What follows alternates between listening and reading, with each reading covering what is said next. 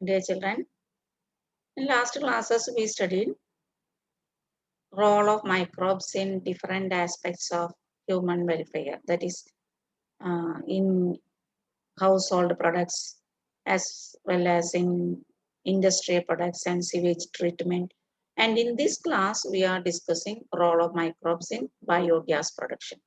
As we know, biogas, it is produced by certain bacteria, that biogas by certain bacteria, anaerobic bacteria, a group of archaebacteria, very ancient bacteria, that is methanogens or methane producing bacteria. Okay.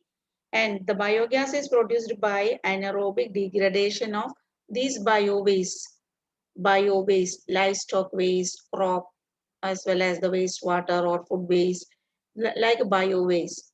From that bio waste, this by the anaerobic degradation and in the presence of water as well as in the absence of oxygen. നമ്മൾ വെള്ളം add ചെയ്യും, എന്നാൽ ഇവിടെ oxygen ഇല്ല, അതിങ്ങനെ വളരെ tight ആയിട്ട് വെച്ചിരിക്കുകയാണ് in anaerobic condition. Then only it is converted into biogas. That is the biogas production. ആ ബയോഗ്യാസ് ഉണ്ടാകുന്ന biogas, it is collected in a dome. മുകളിൽ ഇങ്ങനെ നമ്മളത് കളക്ട് ചെയ്യും. And it is used for generating heat or electricity, as well as in certain countries it is used to the fuel, biofuel, as well as gas grid, natural gas എന്നൊക്കെ നിങ്ങൾ കേട്ടിട്ടുണ്ടാവും, natural gas grid. Okay, അങ്ങനെയൊക്കെ അത് convert ചെയ്ത് ഉപയോഗിക്കും. അതിൽ നിന്നുണ്ടാകുന്ന waste ഡൈജസ്റ്റേറ്റ്, ആ വേസ്റ്റ് വളരെ നല്ല ഫെർട്ടിലൈസർ ആണ്. ലൈഫ് സ്റ്റോക്ക് ബെഡിങ് അല്ലെങ്കിൽ ലാൻഡ് ഫില്ലിങ്ങിനൊക്കെ ഉപയോഗിക്കും. അങ്ങനെ നമുക്കത് ഉപയോഗിക്കുകയും ചെയ്യാം. അപ്പോൾ നമ്മൾ ഈ പറഞ്ഞ വേസ്റ്റ് ഒന്നും വെറുതെ സറൗണ്ടിങ്സ് വളരെ നീറ്റായിട്ട് സാനിറ്റേഷൻ ഇംപ്രൂവ് ചെയ്യാനും ഒക്കെ ഇത് ഹെൽപ്ഫുൾ ആയിരിക്കും. അപ്പൊ ഇത് ഇവിടെ നമ്മൾ ഇവിടെ പഠിക്കുന്നത് what is the role of microbes. ഈ അനറോബിക് ഡൈജസ്റ്ററിൽ എന്താണ് റോൾ ഓഫ് മൈക്രോബ്സ്? നമ്മൾ ഇതുവരെ പഠിച്ചത് അങ്ങനെയല്ലേ, മൈക്രോബ്സ് നമുക്ക് വളരെയധികം യൂസ്ഫുൾ ആണ് എന്നാണ് ഈ ചാപ്റ്ററിൽ നമ്മൾ പഠിക്കുന്നത്. അപ്പൊ ബയോഗ്യാസിൽ എങ്ങനെയൊക്കെയാണ് അതിന്റെ റോൾ, അപ്പൊ ഒന്നുകൂടി നമ്മൾ ഡീറ്റെയിൽ ആയിട്ട് നോക്കാം. Biogas it is A renewable energy source. അപ്പോ ഇന്നത്തെ കാലത്ത് ഫോസിൽ ഫ്യൂവൽ ഇങ്ങനെ കുറഞ്ഞു വരുമ്പോൾ നമുക്ക് ഏറ്റവും നന്നായി ഉപയോഗിക്കാം അല്ലെ, റിന്യൂവബിൾ എനർജി സോഴ്സ് ആണ്. And it is produced by anaerobic digestion of organic matter.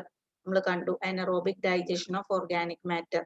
പക്ഷെ എന്താ ആവശ്യമുണ്ട്? Water is essential because certain hydraulic reactions are taking place. Hydrolysis ആണ് അവിടെ നടക്കുക, splitting up of large polymers hydrolyzed into simple ones. അപ്പോൾ അവിടെ water essential ആണ്, എന്നാൽ കൂടുതലാവാനും പാടില്ല. Okay, and the absence of oxygen, നമ്മുടെ ടൈറ്റ് ആയ കണ്ടെയ്നറിലാണ്. അപ്പൊ absence of oxygen, anaerobic condition കൊടുക്കണം. അവിടെ നല്ല ഒരു സ്പെഷ്യലൈസ്ഡ് ബാക്ടീരിയയുടെ ആവശ്യമുണ്ട്. Which is the bacteria involve in biogas production? as it is methanogens, methane generating bacteria. They are methanogens. അത് വളരെ പുരാതനമായ ancient bacteria ആണ്, archaebacteria ഗ്രൂപ്പിൽ പെട്ടതാണ്. And biogas primarily composed of, എന്തൊക്കെയാണ് ബയോഗ്യാസിലുള്ളത്? 70% methane, carbon dioxide, ഒരു 30യുടെ അടുത്ത് തന്നെ carbon dioxide, and traces of nitrogen, hydrogen and carbon monoxide. അപ്പൊ നമ്മൾ പറയേണ്ടത് എന്താണ്? ഈ കാർബൺ മോണോക്സൈഡ് ഒക്കെ നമുക്ക് നല്ലതല്ല, കാർബൺ ഡൈ ഓക്സൈഡ് നല്ലതല്ല. പക്ഷെ മീഥെയിൻ ഒരു 70% ഉള്ളത് കൊണ്ട് ആ മീഥെയിൻ ഇൻഫ്ലെയിമബിളും ആണ്. അപ്പൊ ഫ്ലെയിമബിൾ ഗ്യാസ് ആയതുകൊണ്ട് മീഥെയിൻ വെച്ചിട്ട് നമുക്ക് എന്താണ് കുക്കിംഗ് പർപ്പസസ് അല്ലെങ്കിൽ മറ്റു കാര്യങ്ങൾക്ക് അത് ഉപയോഗിക്കാൻ സാധിക്കും. അതിനെയാണ് ഇവിടെ യൂട്ടിലൈസ് ചെയ്യുന്നത്. Methane is the predominant component of biogas. അപ്പൊ മീഥെയിന്റെ പ്രൊഡക്ഷൻ കുറച്ചുകൂടി കൂട്ടാനായിട്ട് ഈ മെത്തനോജൻസിൽ തന്നെ ഇപ്പോൾ ജനറ്റിക്കലി മോഡിഫൈഡ് മെത്തനോജൻസിനെയൊക്കെ ഡെവലപ്പ് ചെയ്യുന്നുണ്ട്. കൂടുതൽ ക്വാണ്ടിറ്റി ആക്കാനായിട്ട് ഉള്ള പരീക്ഷണങ്ങൾ നടക്കുന്നുണ്ട്. methane, okay. And what is the use of biogas? It is used as to produce electricity, heat, natural gas grid, as well as landfill in a digested slurry ഉപയോഗിക്കും ബയോഫെർട്ടിലൈസേഴ്സ് ആയിട്ടും. നമ്മൾ പറയുകയാണെങ്കിൽ ഇപ്പൊ കൗഡങ്, ഒരു കിലോ കൗഡങ്ങിൽ നിന്ന് 40 liters ഓഫ് ബയോഗ്യാസ് വരെ ഉണ്ടാക്കാൻ സാധിക്കും എന്നാണ് പറയുന്നത്. പിന്നെ ഇപ്പൊ നമ്മൾ പോൾട്രി വേസ്റ്റ് ആണ് എടുക്കണമെങ്കിൽ ചിക്കൻ വേസ്റ്റ് ഒക്കെയാണ് എടുക്കണമെങ്കിൽ അതിന്റെ ചിക്കൻ ഡങ്ങാണ് ഉപയോഗിക്കണമെങ്കിൽ അത് ഇതിൽ കൂടുതൽ ഒരു 70 ലിറ്റേഴ്സ് വരെയൊക്കെ ബയോഗ്യാസ് പ്രൊഡക്ഷൻ ഉണ്ടാക്കുകയും ചെയ്യും. അപ്പൊ അതൊക്കെയും പരീക്ഷണങ്ങൾ നടക്കുകയാണ്. ഏത് ബയോവേസ്റ്റിൽ നിന്നാണ് ഏറ്റവും കൂടുതൽ ഉണ്ടാവുന്നത്. അപ്പൊ biogas production by methanobacterium methanogens. നമ്മൾ സാധാരണ വെറുതെ കൗഡങ് എടുത്തു വെച്ചാൽ അത് ബാക്ടീരിയ ഓർഗാനിക് മാറ്ററിനെ എന്താക്കി മാറ്റും, acetate, carbon dioxide, hydrogen, അങ്ങനെയൊക്കെ അത് അത്ര വരെയൊക്കെ കൺവേർട്ടഡ് ആവുക. പക്ഷേ ഈ മെത്തനോജൻസ് ആ ഫെർമെന്ററിൽ വെച്ചിട്ട് ഉപയോഗിക്കുകയാണെങ്കിൽ ആ മെത്തനോജൻസ് അതിനെ മീഥെയിൻ ആക്കി മാറ്റും. ഇപ്പൊ ചെറിയൊരു രീതിയിൽ ആ പ്രോസസ് നടക്കണമെന്ന് നോക്കിയാൽ നമ്മൾ ഇതിനകത്തേക്ക് ആഡ് ചെയ്യുന്ന starch, cellulose, nucleic acid, protein, lipid, അങ്ങനെയുള്ള വലിയ കോംപ്ലക്സ് പോളിമേഴ്സ് ആയിരിക്കും. അത് ആ ഡൈജസ്റ്ററിൽ കിടന്ന് ഹൈഡ്രോളൈസ് ചെയ്യുമ്പോൾ വാട്ടറും കൂടെ നമ്മൾ ആഡ് ചെയ്യുമല്ലോ. അപ്പൊ ഇനഫ് വാട്ടർ, അഡിക്വേറ്റ് വാട്ടറിന്റെ പ്രസൻസിലും ബാക്കി ബാക്ടീരിയയും വെച്ച് സാധാരണ രീതിയിൽ ഒരു അനറോബിക് ഫെർമെന്റേഷൻ ഹൈഡ്രോളൈസിസ് ഒക്കെ നടന്ന് അത് sugar, amino acid, fatty acid, അങ്ങനെ കുറച്ചുകൂടി അത് സിംപ്ലിഫൈ ചെയ്യും. വീണ്ടും അത് അസറ്റോജെനിസിസ്, അസറ്റോജനിക് ബാക്ടീരിയ, അതെല്ലാം അവിടെ കാണുന്നതാണ്. സാധാരണ നോർമലി ഈ കണ്ടന്റിലൊക്കെ ഉണ്ടാവും. അവിടെ വെച്ച് അതെല്ലാം കൂടി അതിനെ ആ സിമ്പിൾ ഫാറ്റി ആസിഡിനെയൊക്കെയും കൂടെ acetate, hydrogen, carbon dioxide അങ്ങനെ ആക്കിയിട്ടുണ്ടാവും. പക്ഷേ നമ്മൾ ആഡ് ചെയ്യുന്ന കൗഡങ്ങിലുള്ള മെത്തനോജൻസ്, സാധാരണ മറ്റ് പല സ്ഥലങ്ങളിലും മെത്തനോജൻസ് ഉണ്ട്, പക്ഷെ കൂടുതൽ കാണുന്നത് കൗഡങ്ങിലായിരിക്കും. അപ്പൊ കൗഡങ്ങിൽ കൂടെ ആഡ് ചെയ്യുന്ന മെത്തനോജനും കൂടെ വരുമ്പോൾ ആ മെത്തനോജന് മൾട്ടിപ്ലൈ ചെയ്യാനുള്ള ഒരു circumstances, particular temperature, without light, without oxygen, that particular environment ആ ഡൈജസ്റ്ററിൽ ക്രിയേറ്റഡ് ആവുകയാണെങ്കിൽ ആ methanogens utilise these by products, acetate, hydrogen, carbon dioxide, and it is converted into methane. Carbon dioxide, hydrogen ഒക്കെ കൂട്ടിച്ചേർത്ത് അത് methane ആക്കും. ആ മീതെയിനാണ് എന്താണ് ഡൈജസ്റ്ററിന്റെ മുകളിലേക്ക് പൊന്തി വരും.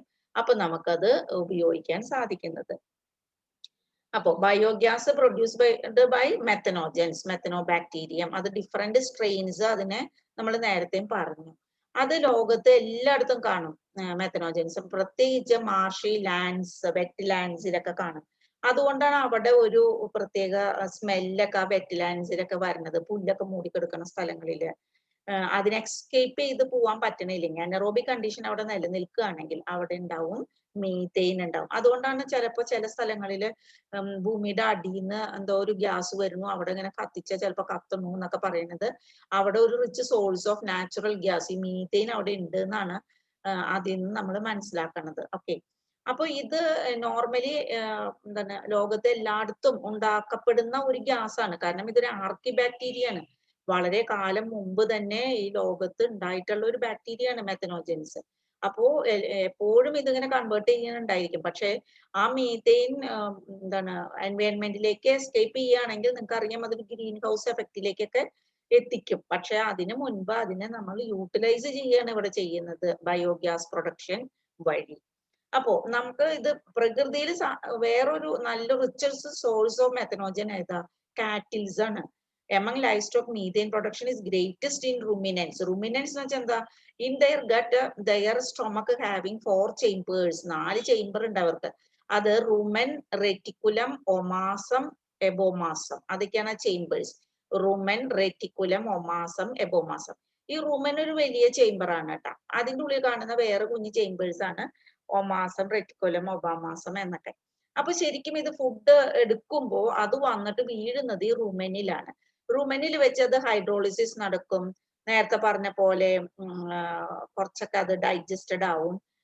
എന്നിട്ട് മാത്രല്ല അതിൽ മെത്തനോജൻസും കൂടി ആക്ട് ചെയ്യും. അപ്പൊ മെത്തനോജൻ അതിനെ മീതെയിൻ ആക്കി മാറ്റും. അതിലുള്ള ഓർഗാനിക് കോമ്പൗണ്ടിനെ മീതെയിൻ ആക്കി മാറ്റും. ആ മീതെയിൻ അതായത് അത് ഡൈജസ്റ്റ് ചെയ്ത് fatty acid, simple fatty acid ഒക്കെ ആകുന്ന സമയത്ത് അതിനെ വെച്ചിട്ട് മെത്തനോജൻ ഉണ്ടാക്കുകയും അത് എന്താണ് മീതെയിൻ കൺവേർട്ട് ചെയ്യും. ഒപ്പം ആ ഹൈഡ്രലൈസ്ഡ് പ്രൊഡക്ട്സ് ഇത് വീണ്ടും ബാക്കി ഒമാസം, എബോമാസത്തിൽ പോയിട്ട് കണ്ടിന്യൂ ഡൈജഷൻ, എന്നിട്ടാണ് അതിന്റെ ബാക്കിയുള്ള ഡൈജസ്റ്റഡ് പ്രൊഡക്ട്സ് ഇൻഡസ്ട്രീനിൽ കൂടെ താഴേക്ക് പോവുക. പക്ഷെ ഈ മീതെയിൻ ഉണ്ടാക്കുന്നത് റൂമനിലും റെറ്റിക്കുലത്തിലും ഒക്കെ വെച്ചിട്ട് കുറച്ച് മീതെയിൻ പ്രൊഡക്ഷൻ നടക്കൂലോ അവിടെ. ആ മീതെയിൻ അത് അതിന്റെ ഫീഡ് ഡൈജഷൻ, നാച്ചുറൽ ഫീഡ് ഡൈജഷനിൽ വരുന്ന ഒരു പ്രോസസ് ആണ്. അപ്പൊ ഉണ്ടാക്കുന്ന മീഥേൻ കുറച്ചൊക്കെ അതിന്റെ ഇൻഡസ്ട്രീനിൽ കൂടിയും കുറച്ചൊക്കെ അതിന്റെ തിരിച്ച് മൗത്തിൽ കൂടിയും അത് എക്സ്പെൽ ചെയ്യും. അതുകൊണ്ടാണ് അതിന്റെ മൗത്ത് അവിടെ അതിനൊരു ഫിഷി ഓർഡർ നമുക്ക് തോന്നണത് ഈ പറഞ്ഞ കാറ്റിൽസിനൊക്കെ. ഓക്കെ, അപ്പൊ ദാറ്റ് ഈസ് ഇതിന്റെ എക്സ്ക്രീറ്ററി പ്രൊഡക്റ്റിൽ കൂടെ കൂടുതലായിട്ട് കൗഡങ്ങിൽ കൂടെ ഈ മെത്തനോജൻ ഇവിടെ ഇരുന്ന് മൾട്ടിപ്ലൈ ചെയ്യൂലോ, ഇതിനെ യൂട്ടിലൈസ് ചെയ്ത് മൾട്ടിപ്ലൈ ചെയ്യാം. അപ്പൊ ആ മെത്തനോജൻസ് ഇതിന്റെ ഫീക്കൽ മാറ്ററിൽ കൂടെ പുറത്തേക്ക് വരും. അപ്പൊ അത് കൗഡങ്ങിൽ ഇഷ്ടം പോലെ എന്തുണ്ടാവും, മെത്തനോജൻസ് ഉണ്ടാവും. അതുകൊണ്ടാണ് ആ methanogen present in the cattle is called gobar and it is used as a richest source of methanogen for biogas production. അങ്ങനെ ബയോഗ്യാസ് പ്ലാന്റ് നമ്മൾ ഉണ്ടാക്കിയപ്പോ ആ ബയോഗ്യാസ് പ്ലാന്റിന് 3 പാർട്സ് ആണുള്ളത്. എന്തൊക്കെയാണ്? ഡങ് ബേസ്ഡ് ഫെഡ് ടാങ്ക്, അത് നമ്മൾ ആ കൗഡങ്ങും ബേസ്റ്റും ആഡ് ചെയ്യുന്ന ഒരു ടാങ്ക്, അതിനെ ഇൻലെറ്റ് ടാങ്ക് എന്ന് പറയാം, അല്ലെങ്കിൽ വേസ്റ്റ് ഫെഡ് ടാങ്ക് എന്ന് പറയാം. പ്രിൻസിപ്പൽ കമ്പോണന്റ് ഇതിന്റെ ബയോ ഡൈജസ്റ്റർ പ്ലാന്റ് ആണ്, ഗ്യാസ് ഡൈജസ്റ്റർ അല്ലെങ്കിൽ റിയാക്ടർ ടാങ്ക് ആണ്. പിന്നെ അതിന്റെ അടുത്ത് തന്നെ വേറൊരു ചെറിയ ടാങ്ക് കൂടി ഉണ്ടാവും, the sludge collector tank, sludge collector tank. ഇനി ഈ ബയോ വേസ്റ്റ് ഫെഡ് ടാങ്കിൽ എന്ത് ചെയ്യും? Add the organic content into this particular area through which the bio waste is transported into the biodigester tank. In the biodigester tank consists of a concrete tank എന്നാണ് നിങ്ങളുടെ ടെക്സ്റ്റില്. പക്ഷെ ഏറ്റവും best ഇപ്പൊ പറയുന്നത് അതൊരു സ്റ്റെയിൻലെസ് സ്റ്റീൽ ടാങ്ക് ആണ്, അതിൽ ആ ഒപ്റ്റിമം ടെമ്പറേച്ചർ കൂടി പ്രൊവൈഡ് ചെയ്യും ആ സ്റ്റീൽ ടാങ്ക് ആണെങ്കിൽ എന്ന് പറയപ്പെടും. അപ്പോൾ ദ കോൺക്രീറ്റ് ടാങ്ക് അതിനൊരു പർട്ടിക്കുലർ മെഷർമെന്റ് ഒക്കെ ഉണ്ടാവണം, എന്നാലാണ് നമുക്ക് അത്രയും വേസ്റ്റ് അതിൽ ഇടാനായിട്ട് സാധിക്കുള്ളൂ. And the bio waste is collected. Here again a slurry of cow dung also fed to this tank. Then the organic materials are fermented. നമ്മൾ പറഞ്ഞ പ്രോസസ് ഒക്കെ ഇതിനകത്ത് നടക്കും. Biogas is produced because of the methanogens, and that biogas is collected at the roof of the tank. For the collection there is a floating cover is placed over the slurry. ഇതിന്റെ മീതെ ഇങ്ങനെ ഒരു വേറെ ഒരു floating cover അതിന്റെ മീതെ വെച്ചേക്കാണ്, അതിനെ പൊന്തിക്കെടുക്കുകയാണ്. അപ്പൊ ഇതില് വരുന്ന ഗ്യാസിനനുസരിച്ച് it is accumulated in the floating cover and it is rises according to the filling of gases. അപ്പോ അതിനെ പൊന്തി വരുമ്പോൾ നമുക്കറിയാം ഇതിനകത്ത് ഗ്യാസ് നിറയണുണ്ടെന്ന്. അതിനനുസരിച്ച് that outlet through the outlet the gas is collected for further uses. നമുക്ക് എന്താ വേണ്ടതെന്ന് വെച്ചാൽ അതിന് ഉപയോഗിക്കാം.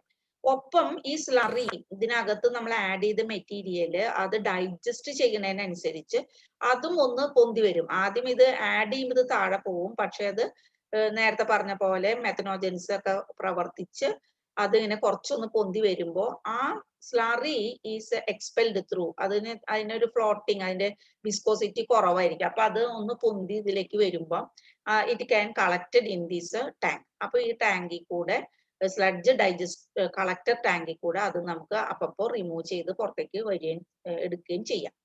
And it can used as A fertiliser. അങ്ങനെ ബയോഗ്യാസ് വളരെ ഇത് നമ്മൾ സാധാരണ കാണാലോ, വീടുകളിലൊക്കെ കാണുന്ന ഒരു മോഡലാണ്. വളരെ എക്കോ ഫ്രണ്ട്ലി ആണ്, ചീപ്പ് ആൻഡ് സേഫ് ആണ്. നമുക്ക് നമ്മുടെ സറൗണ്ടിങ്സ് ഒക്കെ വളരെ നീറ്റ് ആയിട്ട് ഉപയോഗിക്കാനായിട്ട് സാധിക്കും. അപ്പൊ സാനിറ്റേഷൻ ഇംപ്രൂവ് ചെയ്യും. മാത്രമല്ല ഇപ്പൊ റൂറൽ ഏരിയാസിലൊക്കെ ആണെങ്കിൽ കാറ്റിൽസ് ഒക്കെ ഇഷ്ടം പോലെ ഉണ്ടാവുമ്പോൾ അത് പല പർപ്പസിന് വേണ്ടി ഉപയോഗിക്കുന്ന കാറ്റിൽസ് ഉണ്ടാവും. അപ്പൊ ആ കാറ്റിൽസിന്റെ എല്ലാ മെറ്റീരിയൽസും ഇതില് നമുക്ക് ഉപയോഗിച്ച് അതിനെ യൂട്ടിലൈസ് ചെയ്യാം. പലതരത്തിൽ അതിന്റെ പർപ്പസ് നമുക്ക് യൂട്ടിലൈസ് ചെയ്യാനായിട്ട് സാധിക്കും. കണ്ടോ, എല്ലാ വേസ്റ്റിനെയും നമുക്ക് കളക്ട് ചെയ്യാം, ഇതിലിടാം. അപ്പൊ അതിൽ വഴി നമുക്ക് ബയോഗ്യാസ് കിട്ടും. ആ ബയോഗ്യാസിനെ നമുക്ക് പലതരം പർപ്പസിന് വേണ്ടി ഉപയോഗിക്കാം.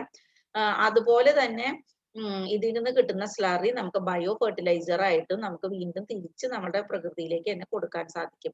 അപ്പോ നമുക്ക് വളരെ എന്താണ് എക്കോളജിക്കലി എക്കണോമിക്കലി ഒക്കെ ഫ്രണ്ട്ലി ആയിട്ട് ഉപയോഗിക്കാം. ഈ ഒരു ടെക്നോളജി ഫസ്റ്റ് ഡെവലപ്ഡ് ബൈ, ഇതുകൂടി പഠിക്കണേ, first developed by Indian agricultural research institute IARI, ചിലപ്പോൾ ഫുൾ ഫോം എഴുതാനൊക്കെ വരാറുണ്ട്. അതുപോലെ KVIC, khadi and village industries commission. Okay, പഠിക്കുക. Thank you, children.